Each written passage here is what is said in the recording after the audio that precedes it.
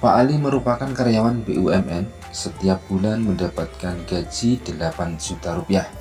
Dari gaji tersebut, Pak Ali mengeluarkan kebutuhan pokok rumah tangga 1 juta rupiah, membayar sekolah 2 orang anaknya 1 juta rupiah, membayar cicilan rumah 550 ribu rupiah, dan membayar listrik 100 ribu rupiah.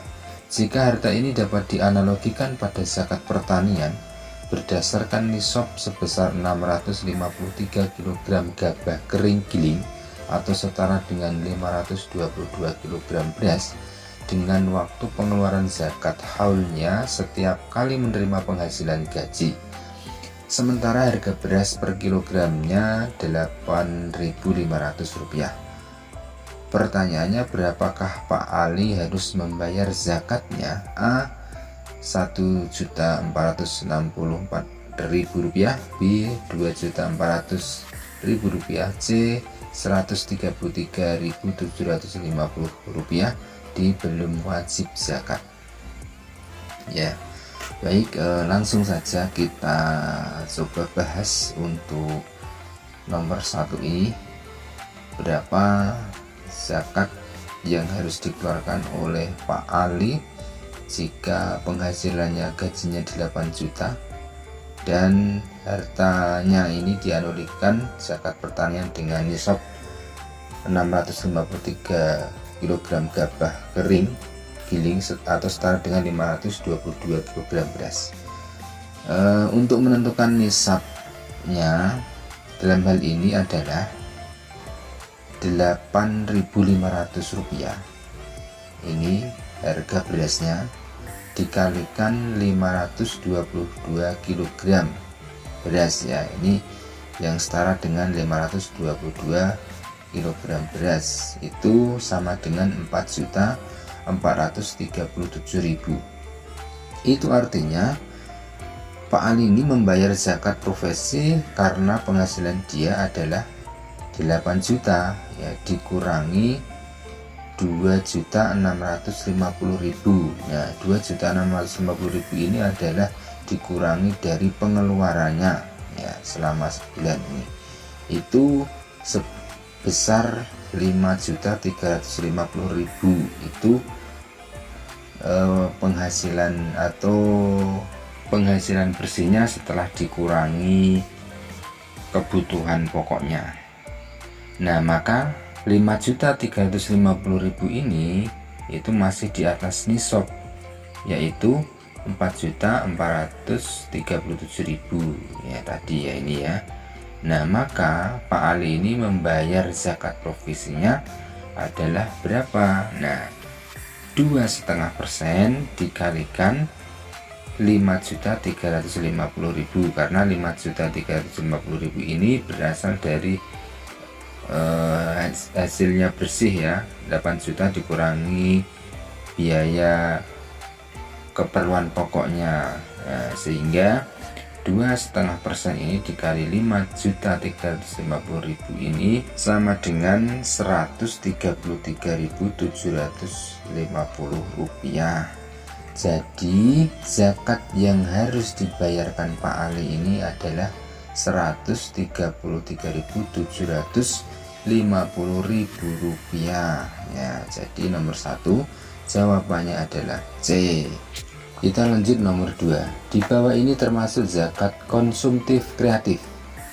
A. Zakat fitrah, B. beasiswa, C. pemberian ternak dan alat pertukangan, B. modal usaha.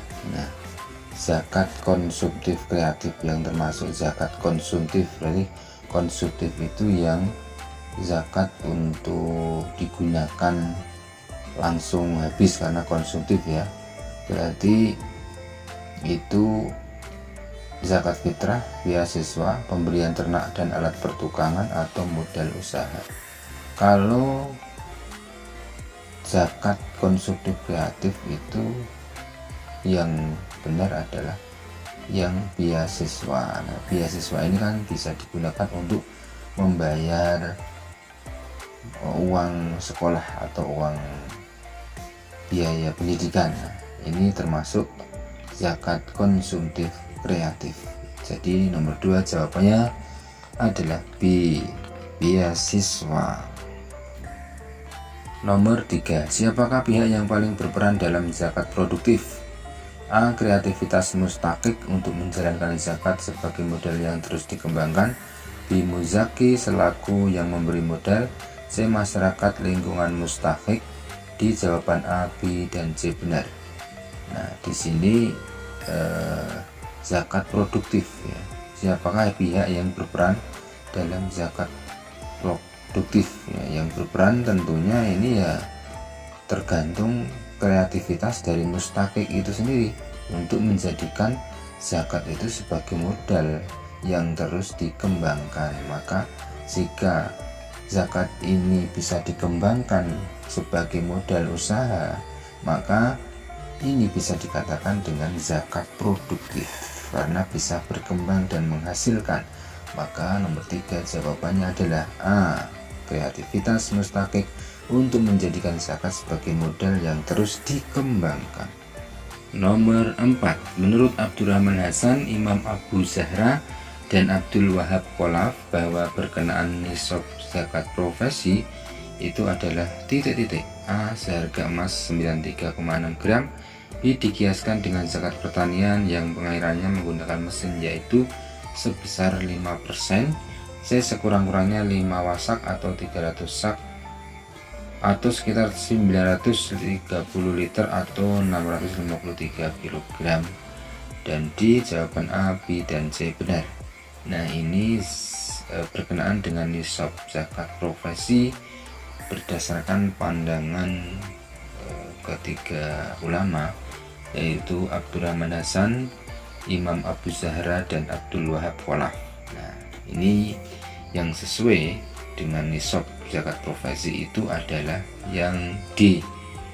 A, B, dan C itu jawabannya adalah benar ya. Nomor 5. Berikut ini adalah tujuan dari perkawinan monogami kecuali A. Naluri kebapaan dan keibuan berkembang dalam menaungi anak di masa kanak-kanak serta tumbuhnya rasa kasih sayang. B. Untuk mengantarkan keluarga bahagia akan lebih mudah karena tidak terlalu banyak beban.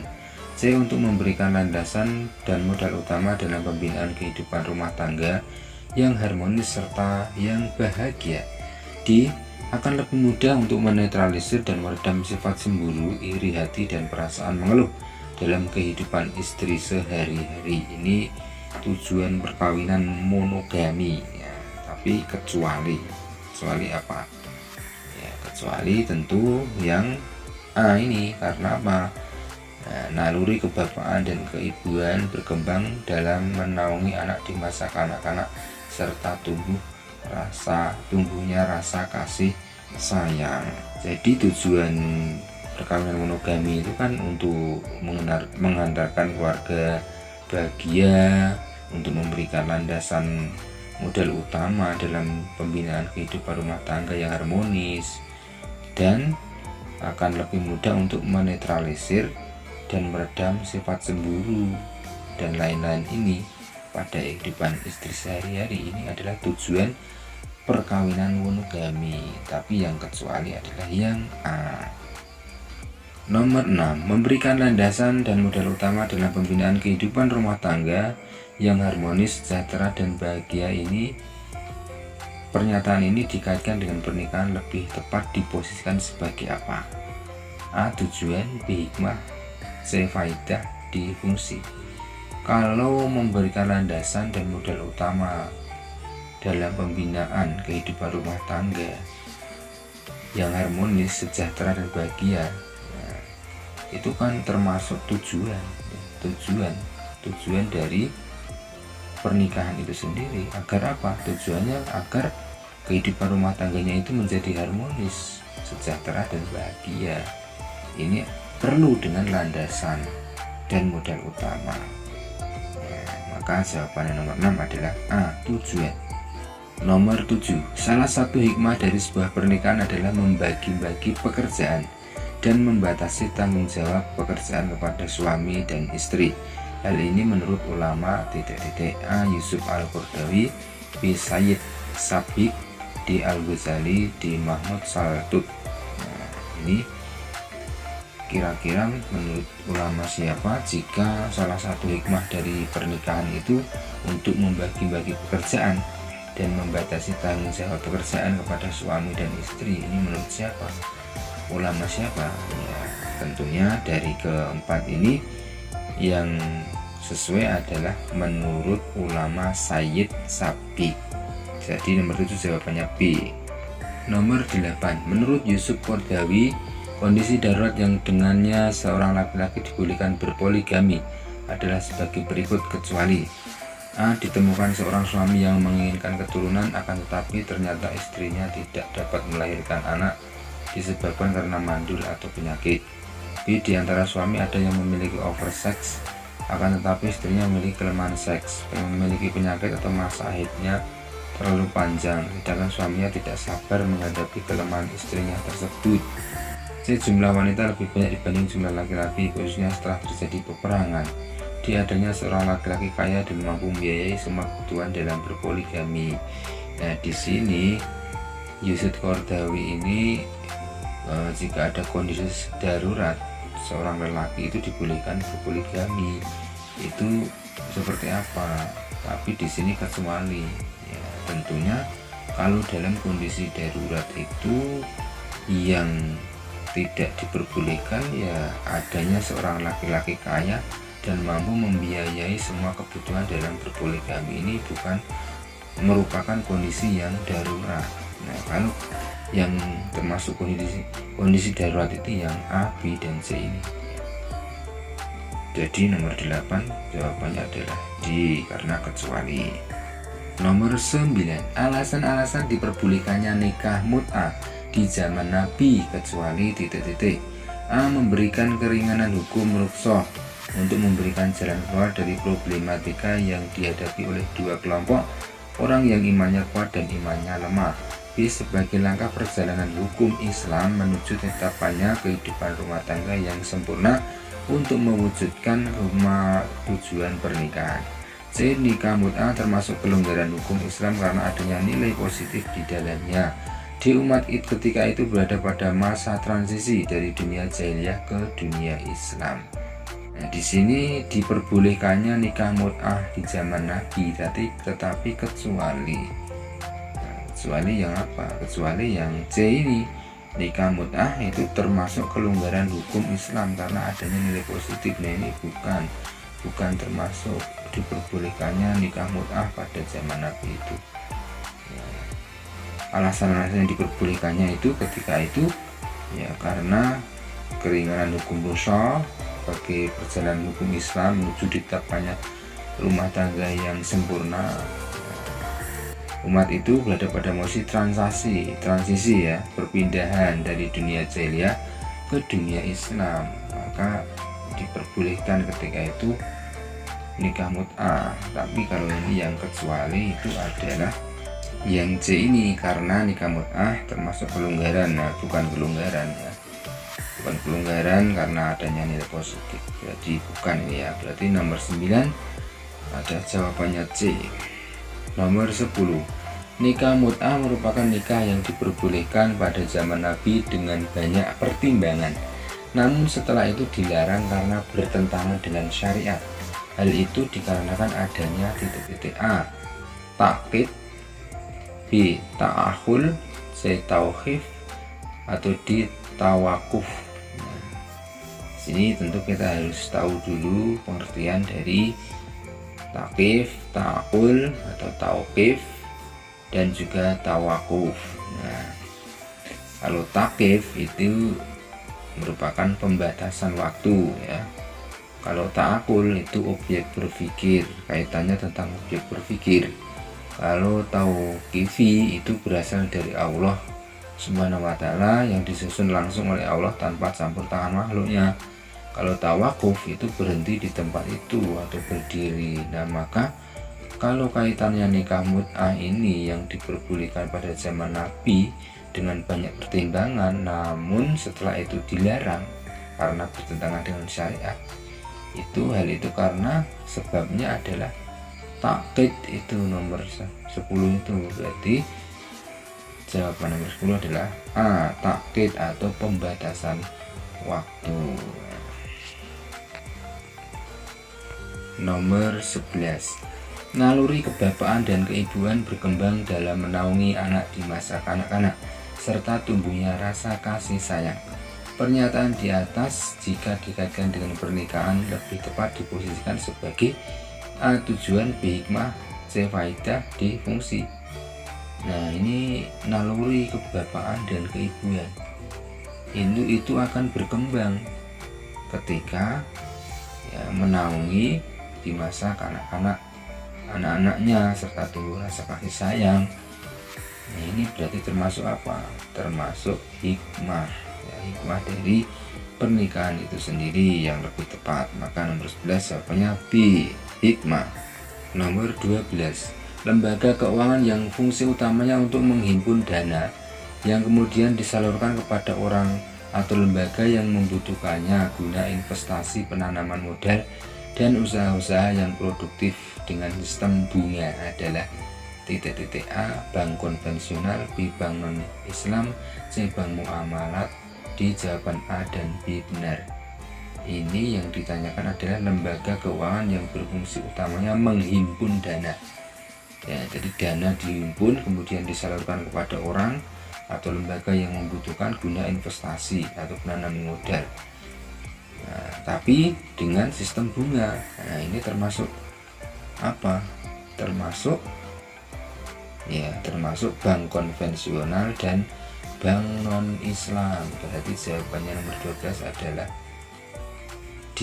Jawaban A dan B benar. Nomor 13. Salah satu pola yang diusung oleh bank syariah adalah bank menyediakan barang ataupun aset yang diinginkan konsumen dengan imbalan yang telah disepakati. Pola ini disebut dengan A. Pola murabahah, B. Pola salam, C. Pola istisna, D. Pola sewa. Nah, ini kira-kira apa jawabannya?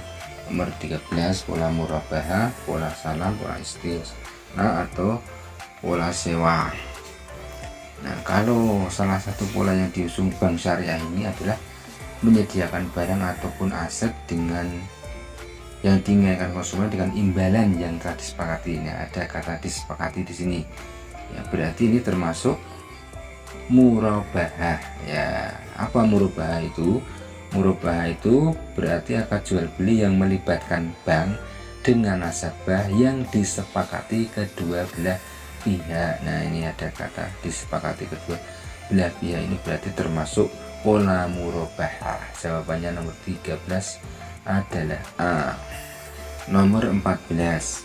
Salah satu pola yang diusung oleh bank syariah adalah layaknya pemesanan barang ataupun aset tertentu dari nasabah kepada pihak bank. Dalam pemesanan tersebut pembayaran dilakukan pada awal transaksi, sedangkan barang baru akan dikirim atau diberikan di kemudian hari. Pola ini disebut dengan pola A. Murabahah, B. Pola salam, C. Pola istisna, D. Pola sewa. Nah, ini adalah jadi bank syariah ini menyediakan layanan pemesanan barang atau aset tertentu dari nasabah kepada pihak bank. Tapi dalam pemesanan tersebut pembayaran dilakukan pada awal transaksi, sedangkan barang itu akan diberikan di kemudian hari. Maka ini disebut pola apa? Pola salam, ya. Apa pola salam itu? Salam itu merupakan transaksi jual beli di mana barang yang diperjualbelikan tidak ada di tempat transaksi, namun dengan membayarnya di muka. Pembeli akan mendapatkan barangnya beberapa waktu setelahnya. Ini berarti yang cocok dengan narasi nomor 14 itu adalah yang pola salam, B nomor 14. Nomor 15. Ayat Al-Quran yang mengharamkan riba secara berlipat ganda adalah A. Quran Surat Al-Imran ayat 130, B. Quran Surat Al-Baqarah ayat 279, C. Quran Surat Ar-Rum ayat 39, D. Quran Surat Al-Baqarah ayat 275. Kita coba cari dulu ya, yang sesuai apa kira-kira mengharamkan riba secara berlipat ganda. Ini ada di Quran Surat Al-Imran ayat 130. Coba kita lihat artinya. Hei orang-orang yang beriman, janganlah kamu memakan riba dengan berlipat ganda. Nah ini, dan bertawakallah atau bertakwalah kamu kepada Allah supaya kamu mendapat keberuntungan. Nah ini artinya, berarti jawabannya nomor 15 adalah A. Quran Surat Al-Imran ayat 130. Nomor 16, di bawah ini nama lain riba nasiah kecuali A. Konvensional, B. Jahiliyah, C. Jali atau Qoti, D. Duyun. Nah, nama lain dari nasiah, riba nasiah itu apa tahun? Riba nasiah itu adalah pengambilan atau pemberian tambahan pada suatu barang atau modal yang ditangguhkan dan diakhiri pembayaran. Nah ini ya kecuali ya yang konvensional ya. Nah, berarti ini jawabannya nomor 16 adalah A. Konvensional itu bukan nama lain dari riba nasiah. Yang termasuk riba nasiah itu ya jahiliyah, jali atau qati dan duyun. Jadi nomor 16 jawabannya A. Nomor 17, riba nasiah memiliki 3 unsur kecuali A. Terdapat tambahan pembayaran atau modal yang dipinjamkan. B. Tambahan itu tanpa risiko kecuali sebagai imbalan dari tenggang waktu yang diperoleh dari peminjam. C. Tambahan pembayaran ditanggung oleh pihak bank. D. Tambahan itu disyaratkan dalam bentuk pemberian piutang dan tenggang waktu. Nah ini kecuali lagi, riba nasiah memiliki 3 unsur tapi kecuali ya yang bukan termasuk 3 unsur dari riba nasiah ini ya yang C ini, tambahan pembayaran itu ditanggung oleh pihak bank, bukan seperti itu ya, tapi terdapat tambahan pembayaran atau modal yang dipinjamkan. Tambahan itu tanpa resiko kecuali imbalan di tenggang waktu yang diperoleh si peminjam, dan tambahan itu disyaratkan dalam bentuk pemberian piutang dan tenggang waktu. Maka nomor 17 jawabannya adalah C.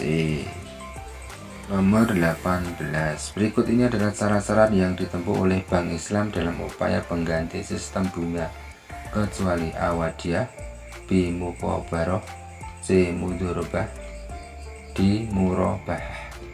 Nah jawabannya kira-kira apa? Untuk bagaimana Bank Islam ini berupaya untuk mengganti sistem bunga, caranya bagaimana? Tapi kecuali ya, kalau yang kecuali berarti ya yang muqabaroh. Karena apa? Muqabaroh ini merupakan mengerjakan tanah atau lahan dari orang lain seperti sewa ladang, sawah, dan imbalan sebagian sebagai hasil seperdua, sepertiga ya, tergantung perjanjian itu sendiri. Maka yang bukan termasuk pengganti sistem bunga itu yang muqabaroh ini. Yang termasuk dari upaya Bank Islam untuk pengganti sistem bunga ini ya wadiah, mudorabah, dan murobah. Berarti jawaban nomor 18 adalah B.